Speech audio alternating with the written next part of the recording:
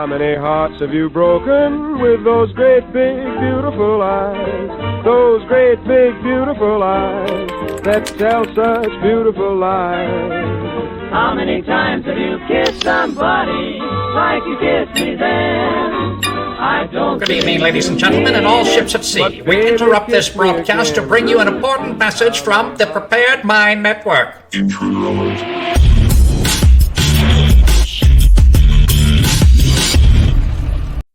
I think ever since you've come into office, things are really looking up. You know, gas is up, rent is up, food is up, everything. No, it really has been a tough first year for you, Mr. President. Gas is up, gas is up, gas is up, everything. Rent is up, everything, everything, everything. Gas is up, rent is up, food is up, gas is up, rent is up, food is up, everything.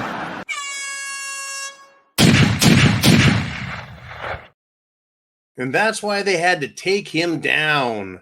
And it's amazing. It truly is. It truly is amazing, folks. It's incredible. Joe Biden is completely lost it, right? But what I want to do is I want to read to you some PSAs that were provided by Chin Music. And he wanted to let everyone know that the United States Secret Service, yesterday's technology, coming tomorrow. In other words, they suck. And, you know, it's incredible. Joe Biden, he suffers from Alzheimer's, Parkinson's, dementia. He's got brain damage, and he's still a better speaker than Kamalama Ding Dong. I mean, literally, the whole system, they're complete frauds over there. And by the way, YouTube is taking down and censoring videos of all the Olympic domestic violence. Apparently, people are upset that the Olympics made domestic violence an Olympic sport and didn't tell anyone. Anyways, I found those great. Thank you, Chin Music. Here we go, folks. I want to head off with guns, the Second Amendment. It's pretty important, by the way. It is Friday. It's the Friday free-for-all. We're going to go back and forth. I've got some stuff to talk about. I know you guys have got some stuff to talk about, but I couldn't help it. I had to get me a scotch to end the week. And I want to remind everyone what this glass, and this was a glass that was given to me by Oliver. And it says, there comes a time when a man must spit in his hands, hoist the black flag, and begin to slit throats. We'll talk a little more about that in a few minutes. Mother's milk. So, the anti-Second Amendment, anti-American, gun-grabbing losers, they lost big because a judge ruled that the AR-15 is not an assault firearm. Assault weapon, assault firearm, it's not an assault, right? Now, you and I might normally think that's a great decision. In fact, most of America thinks that's a great decision. I think it's an awful decision. I'm glad that they ruled that AR-15s are not a machine gun or an assault weapon, but it's an awful decision. And this is why, and I'm going to tell you, we got to keep an eye on all of these pricks. The judge used Supreme Court decisions, Heller and others,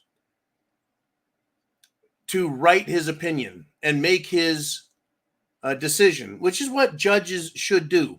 But let me tell you why it's an awful decision. I'm going to start by reading the judges, and it's Judge Sheridan. He said, state's defendant's argument fails, meaning the government has failed to defend its position of trying to steal your Second Amendment rights.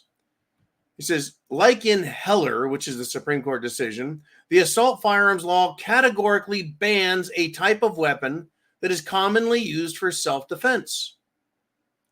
Based upon the Supreme Court's clear direction on this point, the AR-15 provision of the assault firearms law is unconstitutional for the Colt AR-15 for use for self-defense in the home. Now, the Second Amendment does not, let me repeat, nowhere in the Second Amendment does it say that the right to keep and bear arms is limited to commonly used for self-defense at home.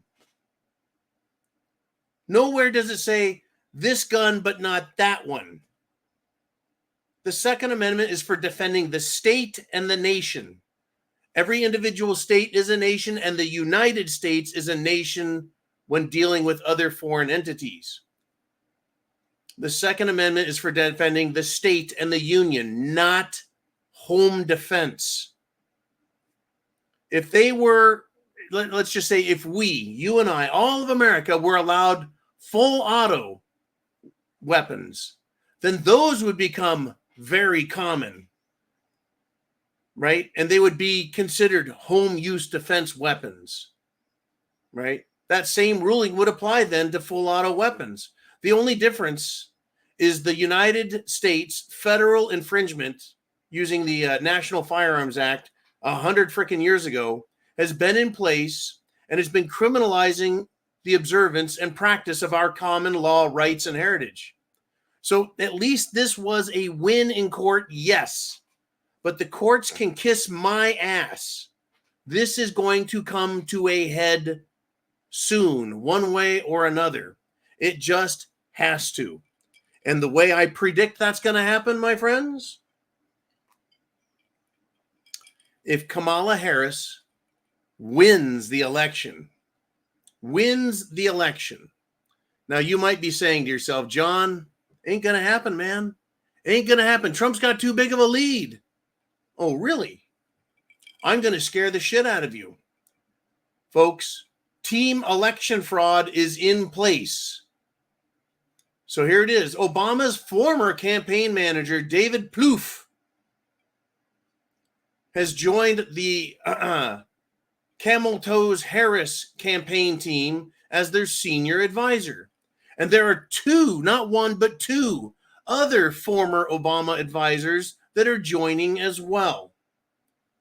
So when I tell you, oh, there's no time. There's no playing around with this. We better do what Trump says, and that's fight, fight, fight. We have our hands full. Remember, Obama is a community organizer. What happens at the community level, folks? Voting. Voting districts are community districts. They're very small. They're every little town, and they organize themselves to take these over.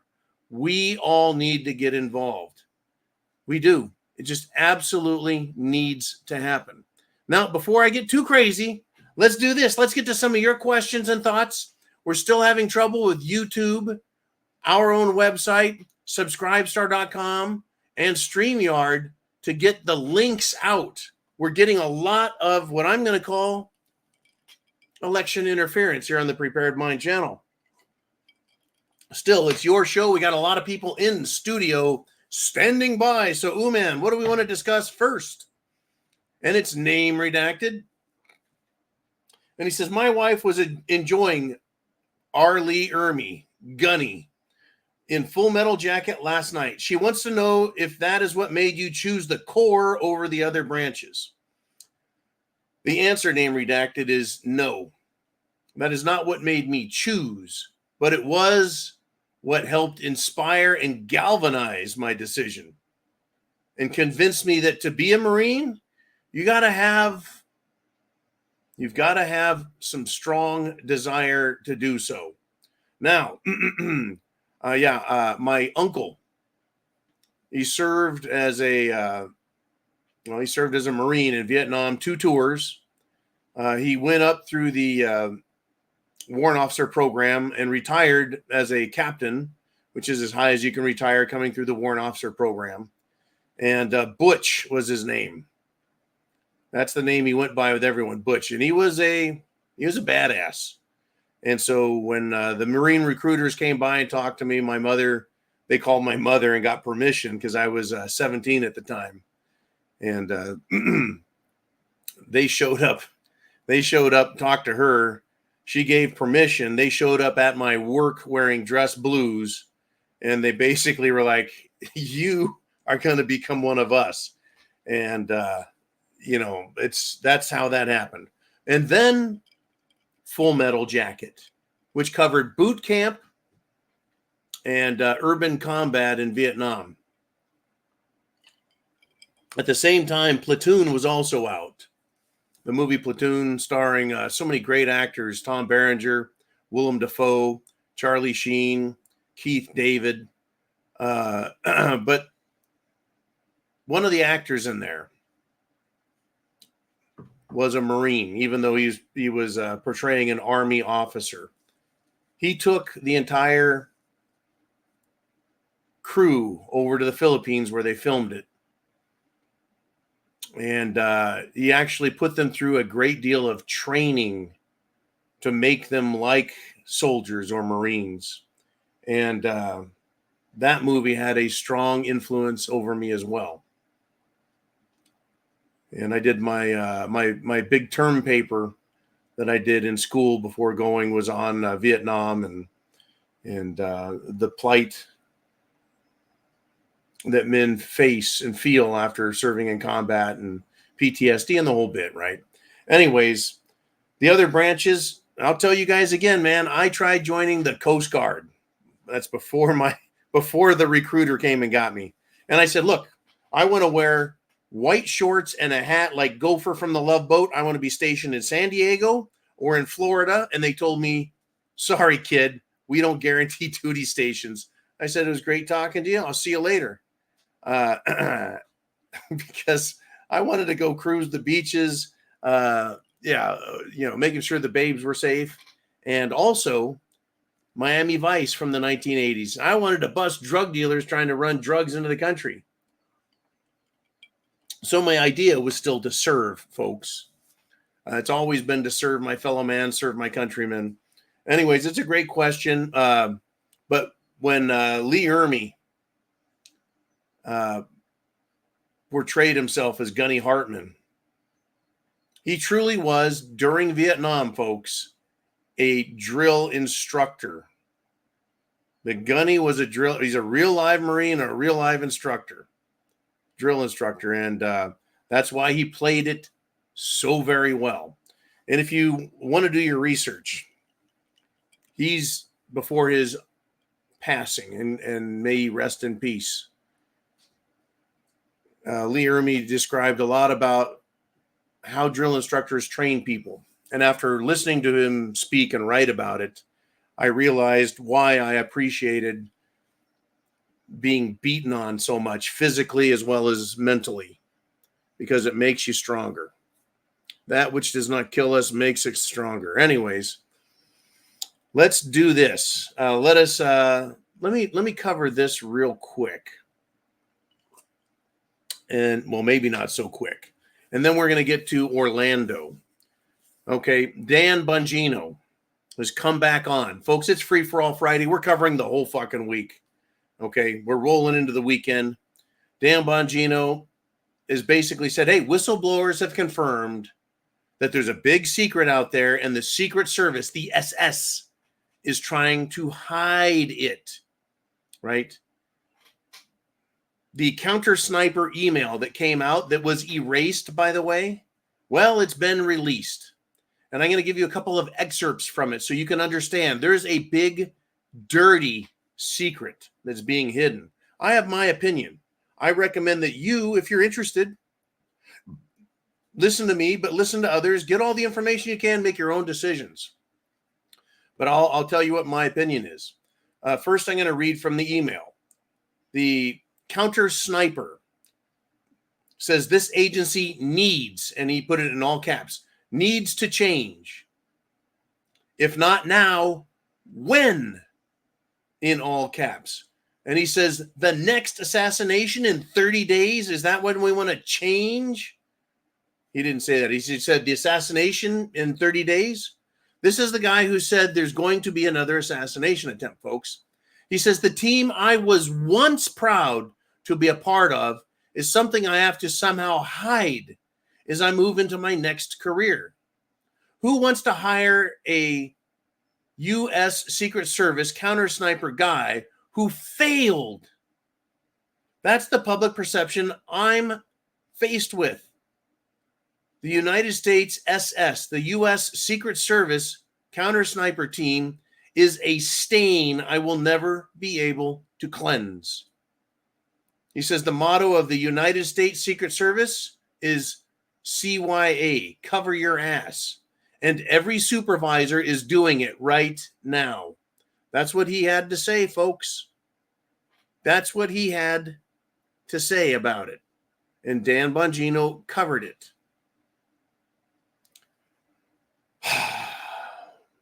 There's a lot going on, folks. There's a lot going on. So let's look at this. Oh, here we go. And this is how I want to finish this. Then we'll move on to Orlando's find. He found something very fascinating. But we're going to continue with the Secret Service. And the new acting SS director, Ronald Rowe, has lied yet again. He was personally responsible for cuts in the security division responsible for threat assessments for those they are protecting. In other words, threat assessments. Is that building over there with an elevated view of the president unhindered? Is that a threat? Nah, we'll leave it open. We won't put any blinds up. Nah, fuck it. They're all trying to cover their ass, folks, but this guy was personally responsible for it. Sounds like Ronald Rowe was part of, well, a filthy conspiracy. And to me, it smells like a filthy conspiracy of incompetence.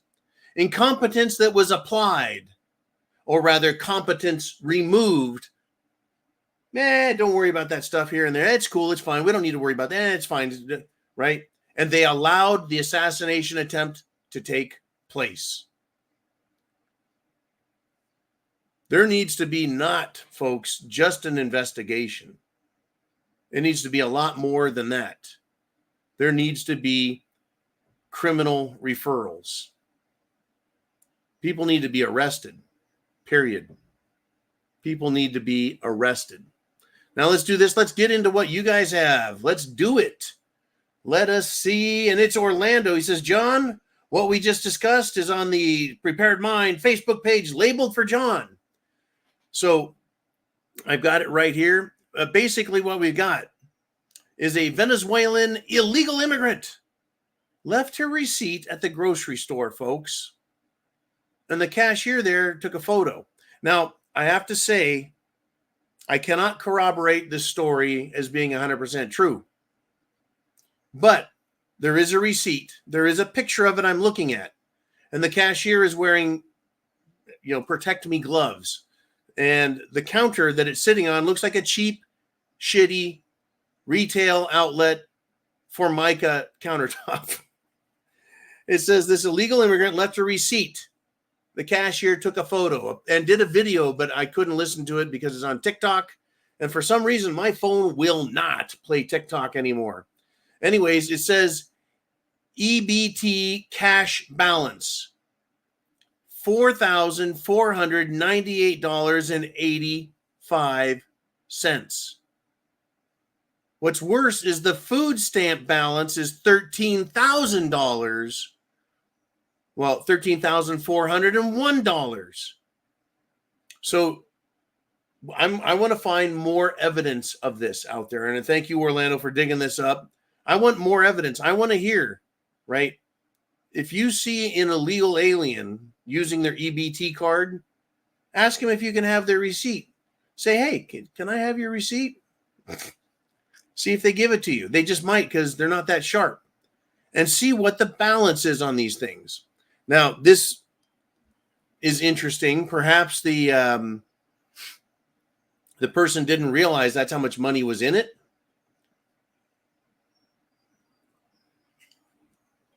Maybe they're being told, don't leave your receipts around, and it was an accident. Who knows? But this is, if true, and I have to say, right, I can't prove it's true, but it appears to be legitimate.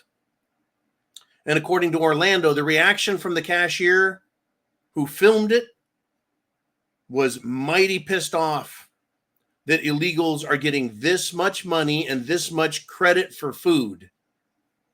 Unfucking believable, folks. Crazy. Thank you, Orlando. I appreciate it, brother. I really do. But we need to get more receipts. We need to get more data, more proof, more evidence, and we'll keep passing it along. That's really what we do here. I like to be careful. I really do. I like to be careful. At the same time, I think this one's important enough just to bring up as, why don't we start taking a look and see if we can find more of these, more evidence of this. Now, I want to shuffle back to the Secret Service now that it's my turn again. Man is lining up the next comment or question. Get your thoughts down below. The whole week, you can talk about whatever you want. You have a prediction for the weekend or next week? Put it on. Get it on here. Get it down in the comment section to Man, and we'll talk about it. I'm mightily pissed off, folks, that the Secret Service is this incompetent, or they have committed an egregious amount of treason and demonstrated a complete lack of respect for themselves and their oaths, and a hatred for Trump and our country for allowing, if it's not incompetence, then they allowed it. I believe they allowed it because no one's that fucking stupid. So the Secret Service director, right? He actually, according to this news source, revealed what happened on the day Trump was shot. Now, again, they're trying to defend themselves, so they're going to paint a picture with a pretty brush. He says that Crooks, the assassin, was neutralized 15 seconds after his first shot. 15 seconds.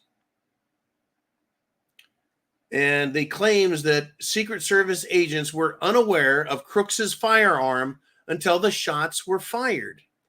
That is possible, right? It's a story. It's their testimony, or sorry, the director's testimony, the SS director's testimony. 15 seconds after the first shot. Now, let's just say for a novice sitting up on the roof, imagine if they took just anyone out of the crowd and said, we're going to make you a Secret Service counter sniper. It's an opportunity of a lifetime. Get up there on that extremely slopey roof, and we're going to put you to work. So the guy's sitting up there, and he hears a bang. He's like, oh, shit, where did that come from? Bang, there's another shot. He lifts up his rifle. He sights him in. Would it take an average regular person with a clear line of sight approximately 120 yards away? Would it take a normal person 15 seconds to hear a shot, identify where it came from, pull the weapon up into firing position, get him with a nice high-powered scope, and whack him? Well, I think it'd be pretty close. And it might even be pretty close for somebody who is well-trained with a firearm. But when you're a counter sniper, that's your job. You have to be freaking good. And you are trained as a Secret Service counter sniper. It shouldn't take you 15 fucking seconds to hear a shot, realize what it was, be able to train in on that quick. Not just, where'd that come from? Oh, 2 shots. Now I get it. Right? Zero in. At the same time as he's looking with his eyes, he's moving into position down and getting a sight line through the scope. Right? You don't need to go, there he is. Now I'm going to get into position. He's looking as he's bringing the rifle up. Period. These guys are trained professionals. I don't believe it should take 15 fucking seconds. It should not take 15 seconds. Now, as evidence, if you will, Lee Harvey Oswald got off 3 shots with a crappy Italian bolt-action piece of shit in less than 7 fucking seconds. Right? And he was a Marine, but he was never a great shot. You know, is there a way to draw a correlation between the two? Well, I think there is. You know, okay, so Lee Harvey Oswald was shooting at a moving target. But every time you shoot, right, a bolt action gun will come up. He was able to take that shot, according to the Warren Commission, operate the bolt, bring another round into battery, bring the scope up again, and find the target, and do it a third time within 7 seconds. I don't know why a trained Secret Service agent couldn't hear the shot, locate in, bring the rifle up for the one kill shot. Anyways, true or not that agents were unaware of Crooks's firearm until shots were fired, true or not, it's bullshit. The assassin was wanted. He was known to be on the premises. The Secret Service, or rather other police and law enforcement, had a picture of him. They knew this guy was wandering around, and right, they saw him. They identified him. People even pointed to him when he was climbing on the roof of the fucking rifle, minutes ahead of time. And the SS, Secret Service, and police, law enforcement, couldn't radio anybody. They couldn't talk to each other. Minutes after minutes after minutes. I've watched the footage where the guy's up there and cops are running around on the ground and they can't seem to figure it out. And with all of that going on, a report of a gunman, nobody thought to pick up their fucking radio. Right? Eagle to crow's nest, eagle to crow's nest. Eagle to crow's nest. I got a bogey. Right? Get the fucking president off the stage. Right? Reports of a gun on the grounds. How hard is that? Right? Any fucking beat cop could have called in and someone could have ran to the stage in the 3 fucking minutes it took for the guy to climb up on the roof and get in position. It's absolute bullshit, folks. Don't buy their shit unless you want to. I'm not in the market for buying bullshit. Nope, not me. Not me.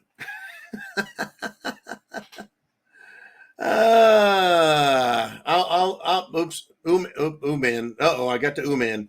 He said, then there's the theory about the driver taking the shot. So Oswald didn't have to be that good. Well, the driver was James Greer. And for a while, I was pretty convinced that it was a potential. This is the driver that was driving a Kennedy. That the driver slowed down, looked over his shoulder, brought a 45 back and, shot him in the head. For a while that seemed like an attractive explanation. But since seeing that, there's been some really good, well-produced and heavily researched information on who all the shooters were and where they were placed.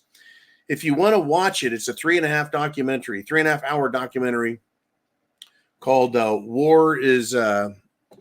War is a Rich Man's Trick. Let me make sure I give you the title. It is on YouTube, and I should be able to type in every. There it is. Every War is a Rich Man's Trick. And let me double check. Oh, there it is. 3 hours, 27 minutes, and 55 seconds. Has 1.5 million views, was put out 3 years ago, and it's being featured by Hidden Reality on YouTube. Now, well, shit. There we go. Anyways, yeah, the assassinations don't just happen. I mean, also the film JFK by Oliver Stone, who also did, of course, Platoon, the aforementioned Vietnam War movie I saw just prior to going into boot camp. The movie JFK, even though it was a theatrical release, it was a good movie. And it really brought into line a lot of the, shall we say, tertiary players and what they had to do. There it is. Thank you, man. Everything is a rich man's trick, or every war is a rich man's trick. There you go. Great. And it doesn't start with just JFK. It starts all the way back, if you wish, in the robber baron days, explaining who the moneyed people are, going up through World War I, World War II, the Nazis, FDR, and all the way up to Kennedy, and who the Kennedys were and why the Kennedys were both assassinated. and who the players were. Quite interesting stuff. So, anyways, let's do this. Let's do another one of your guys' questions. Let's have some fun, shall we? Mr. Uman, what do we have rolling out there? Name redacted again. He said, saw this morning that Wray, Christopher Wray, folks. That's right, director for the Federal Bureau of Investigation. And this delicious drink here, by golly, it melted my ice. Saw this morning that Wray stated in a hearing that the open border policy has let some bogeys in. Bogeys meaning terrorists or enemies of the United States of America. Anyone remember that the bald-headed bastard Mayorkas told us repeatedly the border is secure? Mayorkas, Alejandro Mayorkas, head of the Department of Homeland Security. You would think that the DHS, the Department of Homeland Security, would have something to do with securing the homeland. Well, the piece of shit did lie to our faces. Bald-faced, bald-headed lying. And he did claim the border is secure on multiple times. Repeatedly, as Name Redacted points out. How can the border be secure if millions have flooded the fuck over it? 20 million now is the number that's being thrown about. Minimum of 20 million illegals here, stealing your money, eating your food, putting your children, wives, family, grandchildren at risk. And now Christopher Wray says, well, some bad guys got in. I don't want the border secure against bad guys. I want the border secure against everybody. And a lot of these baddies, folks, are coming out of prisons in Central and South America. Central and South America. They're letting them out of prisons. That's why we keep hearing this guy had a prison sentence in Venezuela or Colombia. It's like, well, what the fuck is he doing in our country? Well, I'll tell you what, I met a Honduran today. Showed up with a truckload of marble tile for a job. And we're talking and unloading. Nice fella from Honduras, Central American country. And he's been here quite a while. He has 3 kids that have been born in America. But guess what? One of them is in his 20s and he's a United States Marine. So I have a funny feeling that my good friend I met today came here legally, is working and paying taxes, and is a proud American. A proud American whose son is serving our country. I don't have a problem with people from other countries, folks. I have a problem with an open fucking border. Let us continue. Oh, wait, it's my turn. Thank you, Name Redacted. Mr. Uman, I got something here. I want to know who the fuck is lying. Who is lying? Apparently, folks, Crooks, the assassin, his father, has claimed that he called the police before the assassination, apparently 90 minutes before, tipping them off. Now, that seemed to make sense because we were told by the Secret Service, by agencies within the government, that they were aware Crooks was on the scene. Remember that? We know he's here. We're looking for him. We have pictures of him, right? We spotted him. Oh, there's the little bastard, and took a picture of him. Somehow couldn't catch him. Pretty elusive for a little slimy dude. So Crooks' dad says, hey, we called the police. Well, guess what? Now the police are denying that they received a call. Riddle me that, Batman. How the hell could they be looking for someone they hadn't heard about because the dad who claims he called in actually didn't? Right? What the hell? Why would the parent claim that he called the police? I think my son's a little wacko. Why would he claim that if it didn't happen? Right? The guy could have just said, I didn't know my son was going to do something fucking stupid like that. Right? he's old enough to own a rifle, so he went into the gun safe as an adult and stole my rifle to commit this crime, right? Why would he claim something happened that didn't? That's a false report, right? But why would the police deny that the phone call came in? Because we have evidence. We've heard government officials say, we were looking for him for about an hour. And then it turned out to be an hour and a half. Or maybe this, folks. Did the SS or the FBI intercept the call from the dad? Maybe there was a little verbal altercation between their assassin and the father. Like, you're not taking my rifle anywhere, kid. You're not doing so hot. I'll do what I want, Dad. I'm going to go kill the president, he said. Right? So the guy's like, holy shit, my son's a lunatic. And he picks up the phone and he dials 911 and it's the FBI and the Secret Service on the phone. But the dad doesn't know it. They're like, thank you for the report. So they knew. Now, this is conspiracy theory extraordinaire, folks. But I'm trying to explain how the dad can claim something. The government can claim they got a report, but now they're denying it. So did they intercept the phone call from the dad in order to accept the report that a potential gunman is coming, but somehow not be able to catch the little bastard who was flying a drone and bought a ladder and some ammo and took a gun and climbed the ladder and right? Did they intercept that? Put out, we're looking for this guy, but don't do anything too good, right? So that they could allow the assassination attempt to move forward. You can't just have a parent call in, go, shit, there's an assassin there, get the license plate, the vehicle, a picture of the guy, and then just arrest him before he has a chance to kill anyone. Right? That's what I mean when I say assassinations don't just happen. They are allowed to happen. They're allowed to happen. There's quite a big difference. I mean, I guess a really good, say, Army soldier, Marine, could make a decision in their head, plan it out very well, and take a much farther shot. I don't know. The guy is so close in everyone's sight, people screaming about it. Police supposedly knew, but now they didn't know.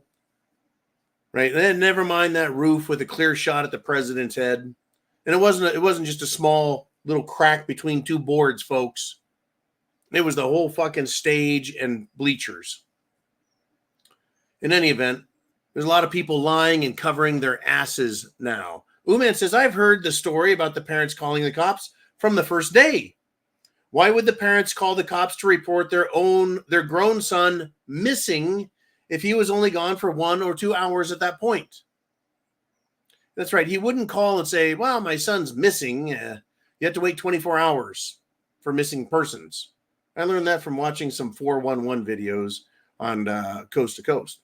Anyways, they don't call to say my son's missing. They called to say probably something like my son is a screaming fucking lunatic and he's got my weapon, my AR-15.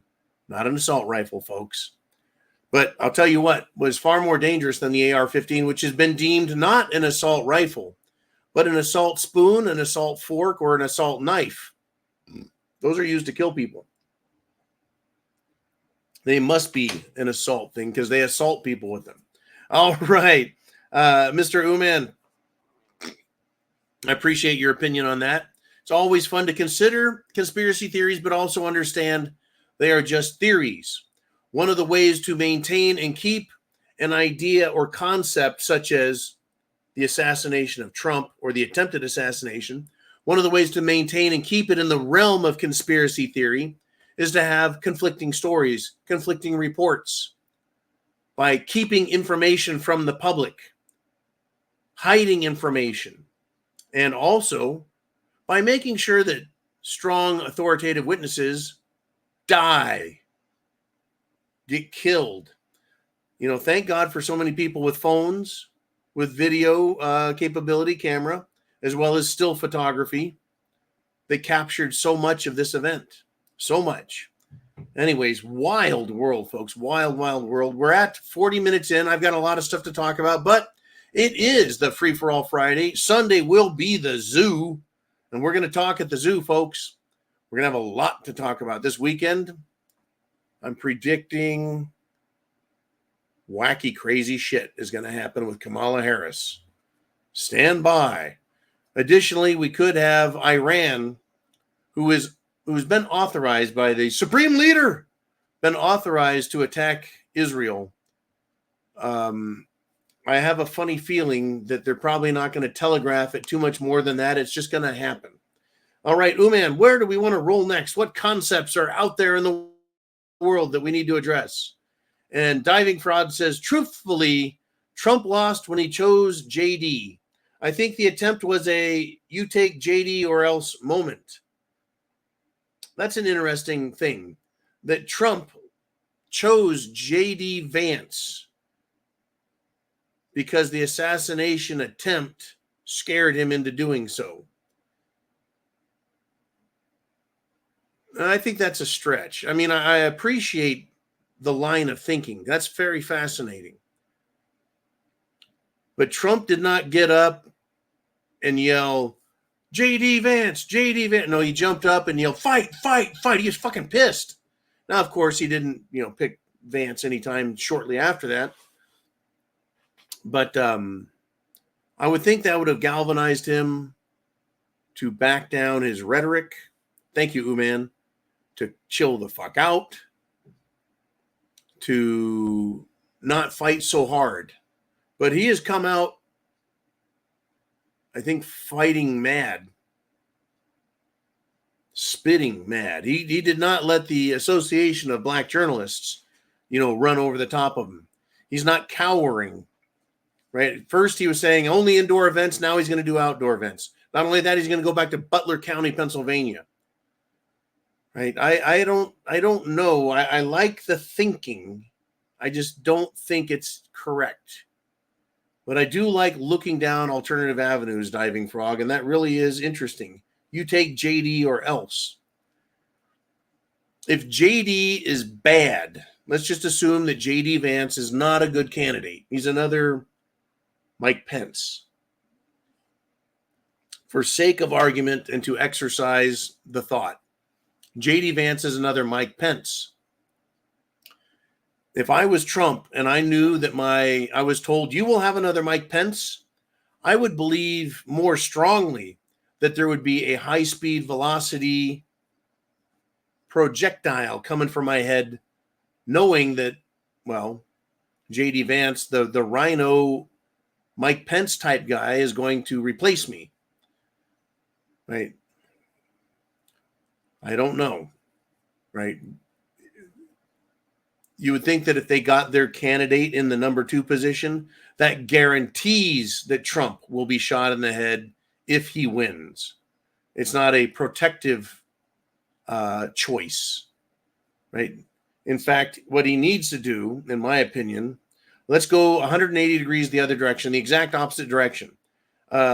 Trump should have selected Alex Jones as his vice presidential running mate, so that everyone in the deep state would go, hey, we are going to protect Trump.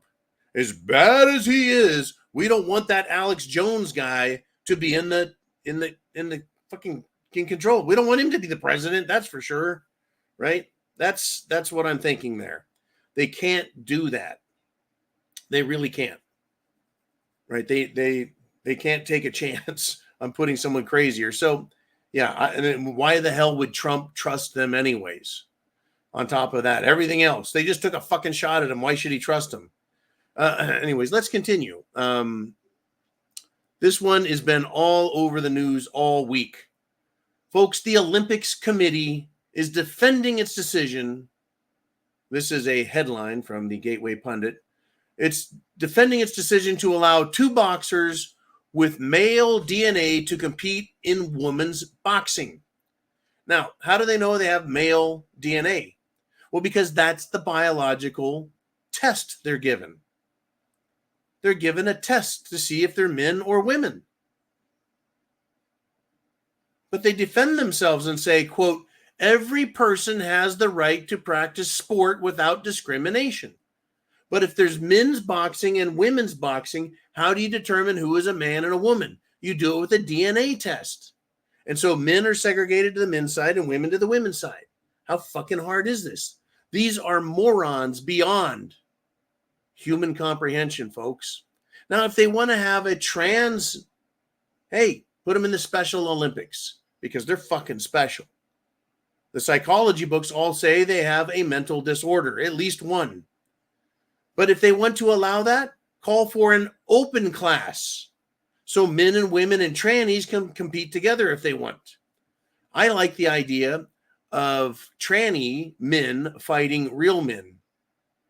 You see, that's why they switched, is because they're getting their asses kicked as men.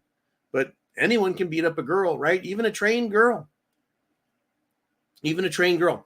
Now, years ago, folks, I got in I would say, a heated discussion here, talking about women MMA fighters and male MMA fighters. And who's that chick? Ronda Rhodes? What's her name? Uman doesn't know. Ronda, whatever the fuck her name was. And I said, I don't care how good she is. I don't care how strong she is as a woman. You put a man up against her and he will slaughter her. She could be more skilled, right?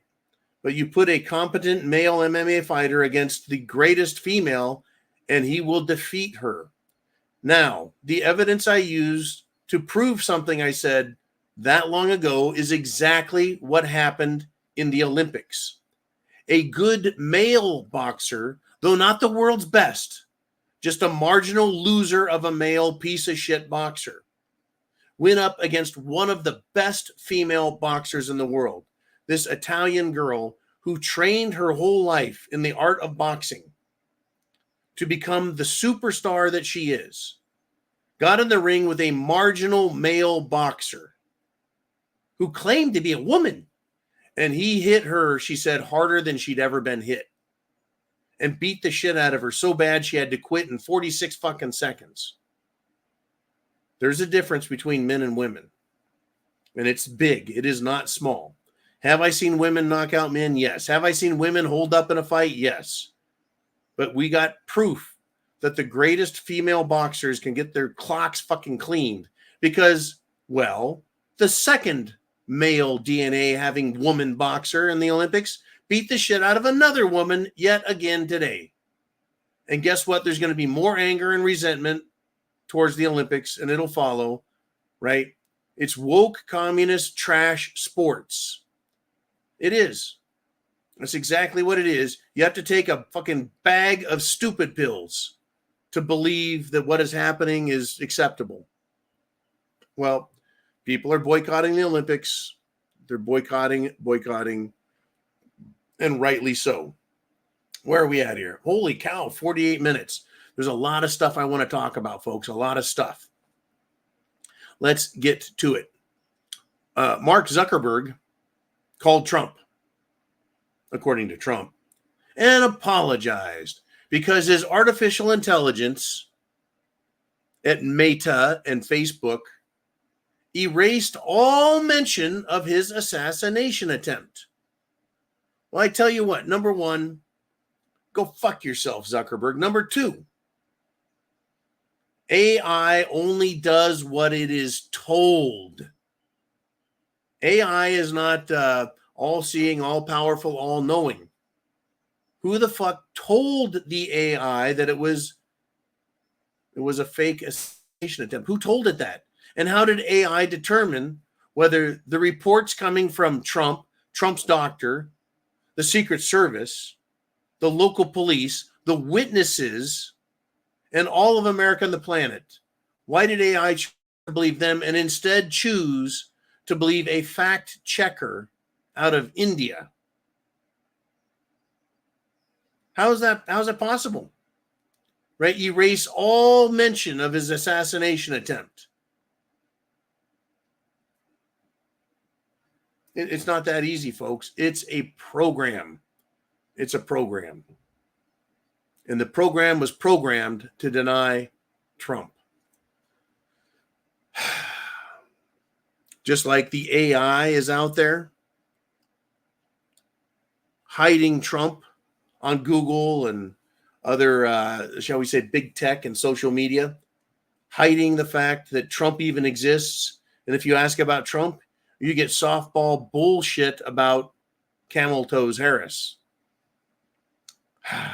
I tell you, folks, it is Friday and it's a free-for-all. This is your last chance to get in your questions as I go towards the end of the show. And yes, 6 p.m. Eastern Standard Time, Sunday Night Live, right here on the Prepared Mind channel. You can be on the club or you can be on subscribestar.com, but you can also be on YouTube for that. Now, this call for cooling everything down, the call for unity, right? Joe Biden is the great uniter, you know, with the exception of Obama being a race-baiting master. Notice I didn't call him a master debater. Right? Joe Biden has been but a unifier. And they're continuing to divide people using wealth, age, race, religion, everything. A very famous and powerful black activist is out there. And you know what she said? Fuck the white women. She says she's working to build a coalition for Kamala Harris, right? Why would she say that if she wants people to listen to her? If she wants to build a coalition, why not build one that includes blacks, whites, women, men, Christians, non-Christians? No, not a lot of Christians are going to buy that shit over there. But here we are. Democrat, folks, Democrat racism rears its head again and again and again. So I want to say thanks to Obama for starting it. And I want to say thanks to Kamala for continuing it. And the huge fight out there over whether she's an Indian or whether she's black only rages in the minds of Democrats because the rest of us, you, me, the thinking world, know. Remember that Kamala was presented as the first Indian California senator. Right? CNN and other news programs did great stories on she's Indian, as in her mom's from India. Fuck the white women, huh? That's what the black activist says. Well, basically, she's talking about Kamala because Kamala is half white. Makes a lot of sense, doesn't it? No, it doesn't, because they're Democrats. Makes no fucking sense at all. Now, let's do this. Let us do this. Uman, oh shit, we got a flurry of questions. C asked, does anyone believe the polls? Well, I don't believe all the polls all the time, C. Bottoms up, everyone. I don't believe all the polls all the time. Trump's internal polls say he is leading by 10 to 15 points. Kamala's polls, she's riding, so I can't see them. The mainstream media polls show it Trump ahead by a little bit. The realistic ones show him ahead a little bit, or it's really close. Some of the more radical public polls that are out there show Kamala leading, and it's fucking impossible. I do not believe the polls, folks. If Trump said he's ahead by 10 points, he's probably only ahead by 7. But 7 is a wide margin that cannot be defeated, except by the most extreme cheating. But didn't we just point out that the most extreme cheating is about to take place? It truly, truly is. And before we get to the next one, I believe this was Bioxo77 asks if there is a Jim Jones juice death at the Olympics. There's a swimmer there, Tamara Pataka. Well, she collapsed on poolside after the 200-meter individual medley. Folks, these people don't train for 10 meters and then do 200 at the Olympics. They train every day, hour after hour, day after day, week after week, month after month, year after year to swim 200 meters. The only question is, how fast can they swim it in? Well, apparently she swims it enough and swims it often enough that she's so good she made the Olympic team. So she gets to the Olympics and then she just keels the fuck over, collapses, poolside. Why?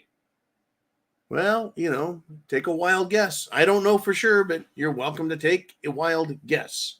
All right, Mr. Uman, who else is up? Who do we got in this badass diving frog? And he says, I don't give a fuck about the VP position. No, man, your question was good, man. We got to explore everything. We got to consider ideas. I won't waste my time on stupid shit, but your question was good. Anyways, diving frog continues. I don't give a fuck about the VP position. The only thing I want to see is a president with a pair of balls and drops the hammer.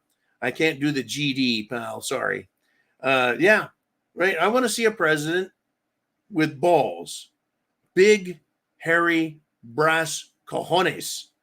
And I want the VP, though, to be so bad that the Democrats don't want to kill the president. I think that would have been a much better defensive move. Anyways, Diving Frog, thank you, brother, man. Always appreciate your great comments and thoughts. I really do. Okay, let's see. What do we got here? I got one more thing, and shit, I got 3.5 minutes, man. That's all the time in the world. That gives me enough time to grab my ladder, my rifle, climb up on top of a roof, get in position. Holy shit, right? England is in big trouble. The prime minister over there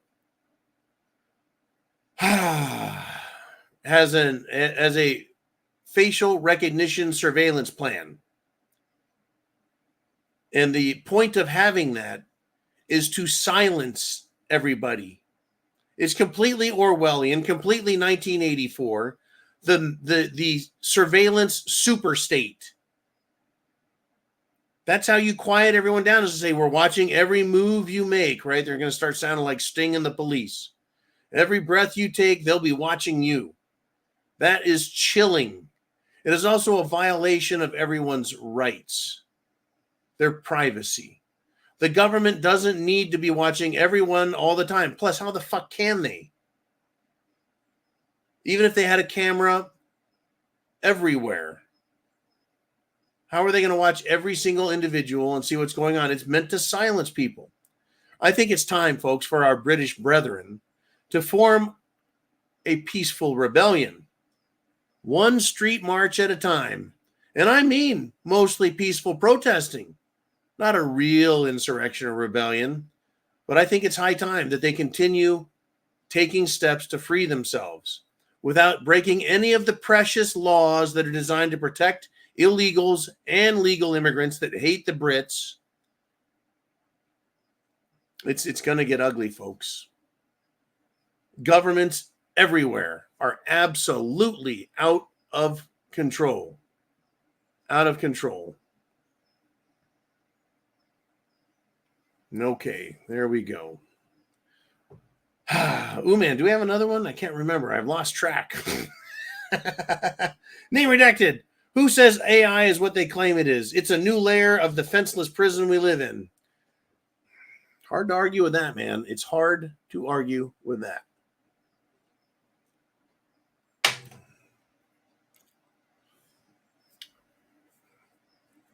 Senator Marshall. That's right. U.S. Senator Marshall has now officially launched an investigation against big tech for election interference. He's accusing Google of rigging search results to prioritize Kamala Harris and left-wing propaganda. I say to you and you and you and you and all of us, we need to call Senator Marshall's office and demand prosecutions, demand referrals for prosecution, not worthless investigations. But look, if these investigations ever produced an arrest and a conviction, I'd be happy as fuck. But normally when it's so bad, it doesn't take an investigation from Congress, the Senate, right? The police are there, the FBI is there. Instead, they're not. Google has interfered with the election. The evidence is out there. Everybody has caught it. Type in Trump, they give you Kamala results. That's intentional, whether it's AI or some greasy-faced, pimple-nosed geek. And I think it's important for the senators to put these referrals out. And when Trump wins, and there's a real attorney general in the office, and there's a real Department of Justice hierarchy that wants to prosecute crime, then you hand them the paper and go, this happened back during the last election. It's criminal. I would like you to prosecute them. I'm at the U.S. Senate, right? And that would work. That can work. Now, we all know that Merrick Garland, who seems to have quite an appeal to pedophiles and child molesters. In fact, he looks a little funny, if you ask me. In fact, all of these left-wing celebrities keep having their friends and important people within politics arrested for having child pornography. Of course, they want to just call that minor attracted person and make it not a crime. They're sick fuckers, folks. They're all sick bastards. Every last one of them. You know, they are. They're just like Nicolas Maduro, the now former president, but is he going to leave office? He's a communist tyrant down in Venezuela. Guess what he's done? He hasn't left office, folks. Instead, he has announced construction of 2 maximum security detention facilities. And he says his goal is to turn them into re-education camps. Nicolas Maduro lost the election. The United States government says, no, you didn't win. He says, I don't give a fuck what you say. I'm going to build 2 prisons and turn them into re-education camps. Or I'm sorry, re-education centers. See, that makes it fine. His language, folks, is the same as Kamala Harris's. His language is the same as Katie Couric's. His language is the same as Hillary's. His language is the same as Rosie O'Donnell, Barack Obama, and everyone else on the left, whether political or celebrity. They all want re-education camps and concentration camps and death camps for us deplorables. Well, I got news for you bitches. I'm a deplorable. Anyways, folks, it is Friday night. I drank all of my scotch. I'm now going to go relax, take a couple breathers before I dive back in headlong and follow everything that's happening in the world. So Sunday Night Live at 6 p.m. Eastern Standard Time, we can jump right back in it together and talk about it. I will see you then. Chance favors the prepared mind, and I know yours is as well. Semper Fi. God bless America.